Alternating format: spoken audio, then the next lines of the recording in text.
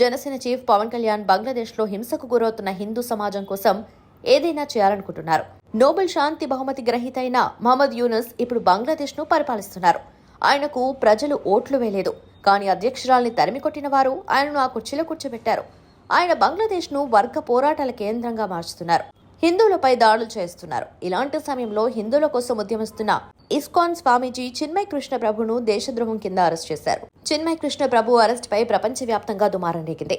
ఆయన్ను తక్షణం విడుదల చేయాలన్న డిమాండ్లు వినిపిస్తున్నాయి. హిందువులపై దాడులు వద్దని, బంగ్లాదేశ్లో మైనారిటీలుగా ఉన్న వారిని కాపాడాలని కోరటం తప్పెలా అవుతుందన్న ప్రశ్నలు వినిపిస్తున్నాయి. పవన్ కళ్యాణ్ మరింత బలంగా ఈ వాదన వినిపిస్తున్నారు. చిన్మయ్ కృష్ణ ప్రభుకు పూర్తి స్థాయిలో ప్రాథమిక హక్కులు కల్పించాలని డిమాండ్ చేస్తూ ఆయన స్పందించాల్సిందిగా ప్రపంచం మొత్తం కోరుతూ ట్వీట్ చేశారు. మన దేశం కసబ్ లాంటి వాడికి కూడా ప్రాథమిక హక్కులు, పారదర్శక విచారణను కూడా ఇచ్చిందని, కానీ చిన్మయ్ కృష్ణ ప్రభును కనీసం కోర్టులో కూడా ప్రవేశపెట్టడం లేదని పవన్ ఆవేదన వ్యక్తం చేస్తున్నారు. బంగ్లాదేశ్ దమనకాండపై అందరూ స్పందించాల్సిన అవసరం ఉందని పిలుపునిస్తున్నారు. పవన్ కళ్యాణ్ గతంలోనూ ఈ అంశంపై స్పందించారు. ఇప్పుడు కూడా మాట్లాడుతున్నారు. ముందు బంగ్లాదేశ్ హిందువుల కోసం ఆయన ఏదైనా కార్యక్రమం చేపట్టే ఉద్దేశంలో ఉన్నారని అనుకోవచ్చు.